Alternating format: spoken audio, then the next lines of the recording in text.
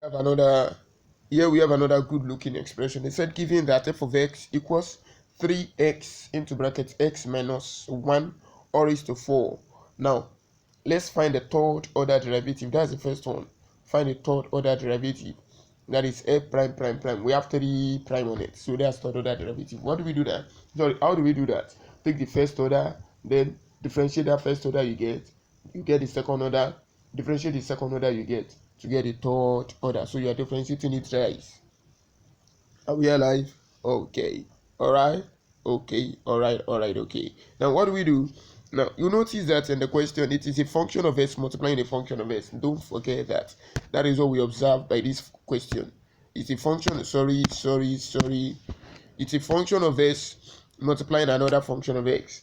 So once a function of s is multiplying a function of s, somebody is saying, what do? You apply quotient rule. This is what I mean. Function of x here multiplying a function of x here. So what do? We are applying quotient product rule, product, because two functions of s are multiplying each other. So what do? Let one be u with respect to s, let one be v with respect to x. So you differentiate u with respect to x, let differentiate v with respect to s. I'm sorry, I said u with respect to x. So one will be u function of s, and the other will be v function of x. Sorry, u function of s, v function of s. So you differentiate u with respect to x and v with respect to x. If you differentiate this, obviously somebody already know what you're going to get, and this one we apply quotient rule to get the beautiful answer for that. So we said you differentiate here, you have to differentiate with respect to s, and if you differentiate 3s, you get 3. That's what we have there. And for your v, we apply quotient rule. Or let me teach you a simple rule. What you just do is that you bring the exponent down 4, you write the base x minus 1, then reduce the base by 1, 3. Bring the exponent down. It is as easy as this. Now, but then the reason we can do it this easy, just as though we are doing nominal rule, is because when we differentiate the base here, you get 1. If differentiating the base you get 1, you do it straight like that. If differentiating the base you don't get 1, then you need to write times the derivative. Let me write it times the derivative of the base, which is 1. So your derivative of the base may not always be 1, so that you don't say, oh, what this guy said did not work for all of them. Yes, it will only work if the differentiation of everything here is 1. But if it is not 1, just write times what you get by differentiating everything here. Now, very good. So what do we need to do? We need to apply product to which we already wrote here.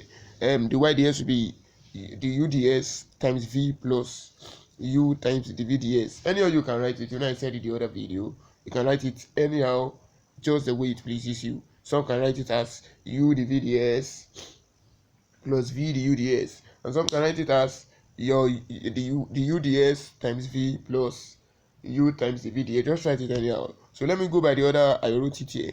The uds is 3. This is the uds here, 3 times what is our v, x minus 1 all raised to power 4, and then what is our u now? Our u is 3s.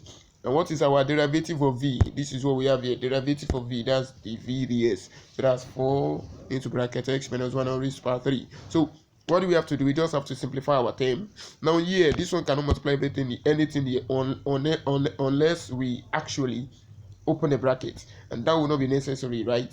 We don't really need to do that here. So we just say 3 times x minus 1 all raised to power 4. And this one too, we don't really need to open a bracket. Just take the constant here, multiply the time, multiply the 3x in front of it. So that will be 4 times 3x. What do you get? You get 12x. 4 times 3x is 12x, and then you still leave it that way. So that is the first order derivative of the function. To get the second order derivative, what do we do? We have to differentiate this expression again to get the second order derivative. Now, to get the second order derivative, we are here again, right? Now, to get the second order derivative, we have to differentiate this result we have already. Now, differentiating this side, somebody is saying it is. Now, note, there's a difference between this one and this one here. Here we apply product rule. Here we don't need to apply product rule. Someone will now say, if I apply product rule, will I be wrong? Actually, if it were to be a theory question and you apply product rule, some lecturers, some teachers may actually mark you wrong. Reason being that you don't really need to do that here. because it is not, the rule is that it must be a function of s multiplying a function of s, and obviously this is not a function of s. In fact, it is a constant. What do we mean by a function of s? Something that we have x element of x around it. And then if you separate these two terms here, let me make it here, the separate two terms here, these two terms, we have, sorry, these two things here. Now you want to make your u to be 3, and your v will now be what? X minus 1 raised to power 4. And in that situation, 3 is not a function of s, 3 is a constant. So by the rule, if you go and apply product rule, you are wrong. Although going by product rule here, you still get the same thing. You can try it. But actually, by the rule, you are wrong, because the rule is that the both must be a function of s before you apply product rule. So let's just go by the normal nominal rule that we used to know. That will just be, this one be a coefficient of the constant, and then so coefficient of the base. So 3 is going to be coefficient of what? X minus 1 all raised to power 4. Now what do? By nominal rule, bring the 4 to multiply the 3, and then write the base again, reduce it by 1. So that will be 4 times 3, 12, then x minus 1, 4 minus 1 is what? 3. So that's how we get the term here. So that's the simple thing you want to do to that. Now, but the second part, this is a function of s multiplying a function of s, and at that, we have to strictly go by what? Product rule. Now, this will be our u, and this will be our v. Just repeating the process we did the other time, we should be able to get the value of what we want to get. I want to get a here. And how do we do that? Let me quickly do it somewhere around here. So this one, I run a lot of things together here. Don't mind me. I mean, we run a lot of things together. So let me quickly do it here, right? So now that will be u 12x times the v dx is going to be 3 into x minus 1 all squared. 3 into x minus 1 all squared. Yee, I spot another thing. Well, I will correct that. If I did not correct it at the other end of the video, I have to correct it myself. I mean, at the other end of the solution, I have to correct it myself. So that is just the first part. That is u the VDS. Now let's go for the v the UDS now. The v the UDS. Oh, sorry. I guess I would have to, let me leave it this way. I would have to manage the space I have just the way it is, all squared. Now what about the v the UDS? The v the UDS, the v here is the whole of this. V is actually x minus 1 all raised to power what? All raised to power 3. X minus 1 all raised to power 3 are we here times the UDS times the DUDS. I'm sorry, please don't mind me. I'm sorry, please don't mind me. Times the DUDS. The DUDS is what? 12. Times the DUDS is 12. So what we are supposed to have here, so this will be this times this. That's 12x times 3. That's 36x and x minus 1 all squared. Plus, for that one alone, the second order derivative, this one here, alright, this one here, all what I have here should have been the derivative of this one alone. With what I have on the, with what I'm seeing here now, that'll be 12 into brackets x minus 1 all raised to power 3, then plus 36x into bracket x minus 1 all raised to power 2. Let me see if I correct that in the other slide. If I did not correct it, then I will have to go by the correct form when I continue solving. Now let's do the second order derivative here. I noticed that what I did in the latter part of the slide is actually with a little bit of errors. So I want to differentiate this thing here. That's 3. We want to differentiate this part again. That's 3 into bracket x minus 1 all raised to power 4 and 12x 3 into bracket x minus 1 3 into bracket x minus 1 all raised to power 4, then plus the plus, sorry, 12x. Yes, that's what I'm looking for. 12x, that's 12x into bracket x minus 1 all raised to power 3. Now differentiating this one again. Now this is the f prime. We want to differentiate. If we are looking for the f prime now, the second order derivative, sorry, we are looking for the second order, looking for the second order derivative. Let me write this one the proper way. Second order derivative, it's in. We are looking for the second order derivative. So this will be 3 here. So the second order derivative. So that will be, now I said, now this one here, just apply the normal nominal rule. Since this one is not a function of s, multiplying a function of s. What do I mean by a function of s? Now this is, you have element of x. If I separate this one, that now this will be your u, this will be your v. But the u, is it a function of s? No, it is actually a constant function. It is just a number. So we are not applying product rule. So how do we solve that? Just write the 3 times, bring the exponent down, 4, then write the base, x minus 1, reduce the exponents by 1, 3. So that is that. Plus, now this is a function of s multiplying another function of s. At that, we need to apply product rule. So what do we do? Write the first time 12x into bracket. Differentiate the second. That will be differentiating this part. We want to differentiate x minus 1 all raised to power 3. So that will be bring the 3 down, 3 into bracket x minus 1 all raised to power 2. I've told you the reason before why this thing is possible. And then the next thing, write this one, differentiate the other part. That will be, in product rate is plus plus. So that will be another plus. And write this x minus 1 all raised to power 3. Differentiate the other part, that's 2f. That's differentiating the u.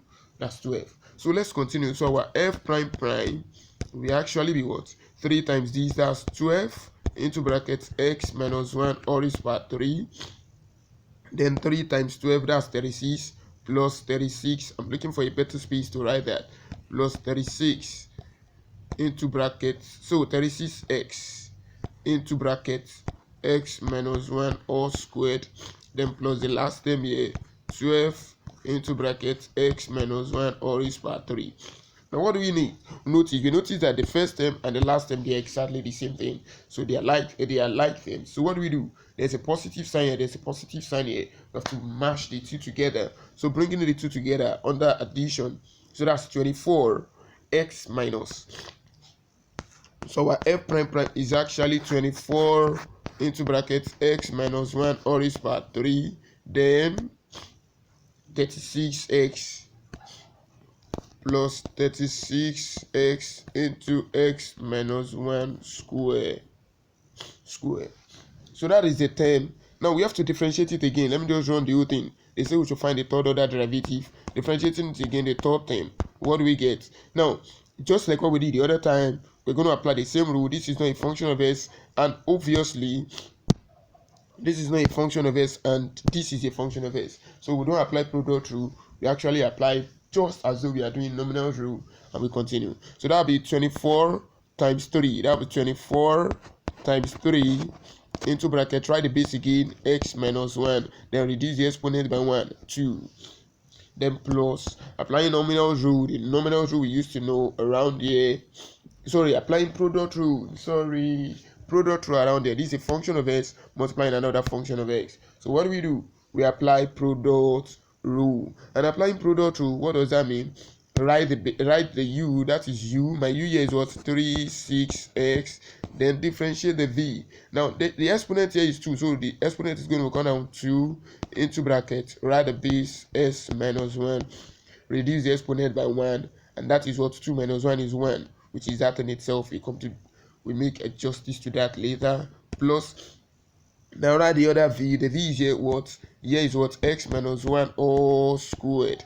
Then differentiation of 36x is what? Someone is saying 36. If that is what you said, God bless you. You get that right. Equals, now 24 times 3, that's 72 into bracket x minus 1 all squared.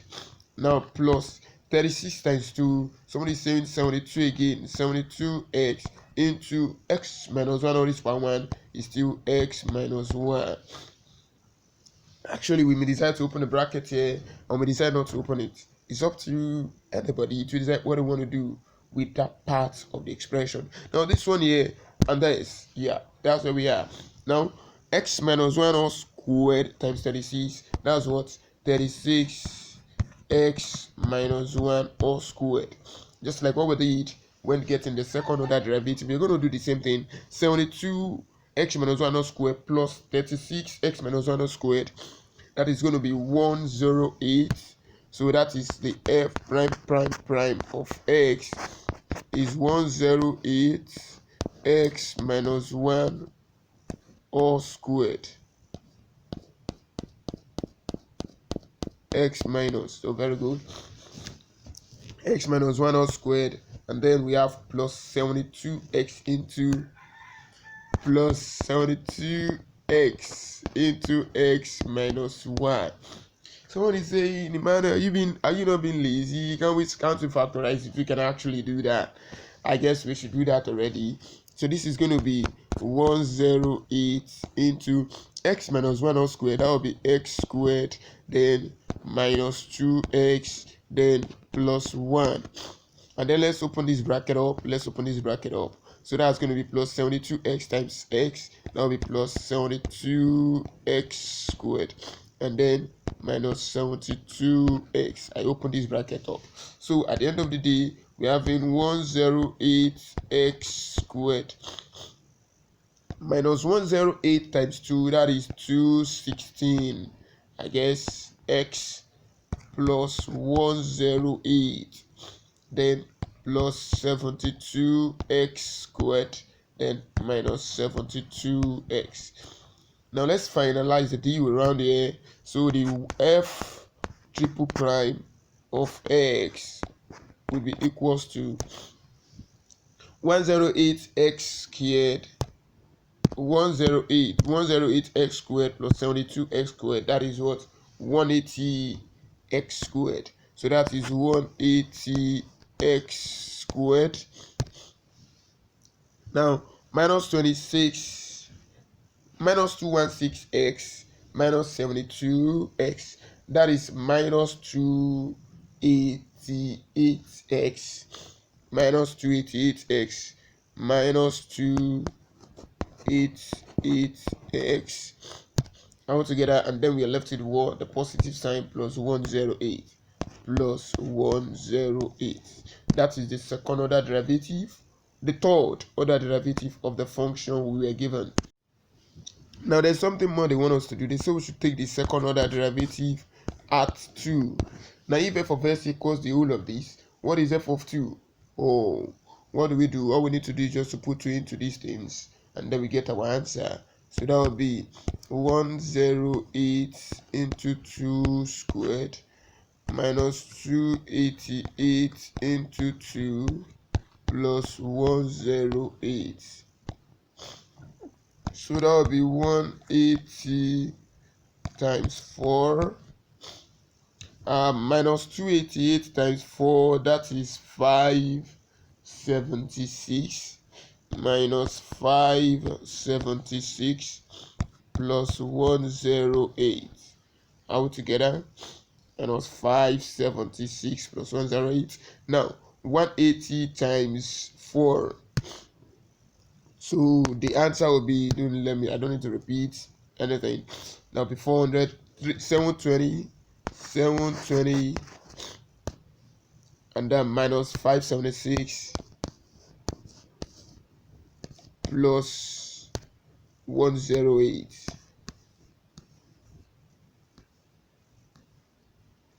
Don't mind me. Now 720 minus 576 plus 108. 720 minus 576, that is 1.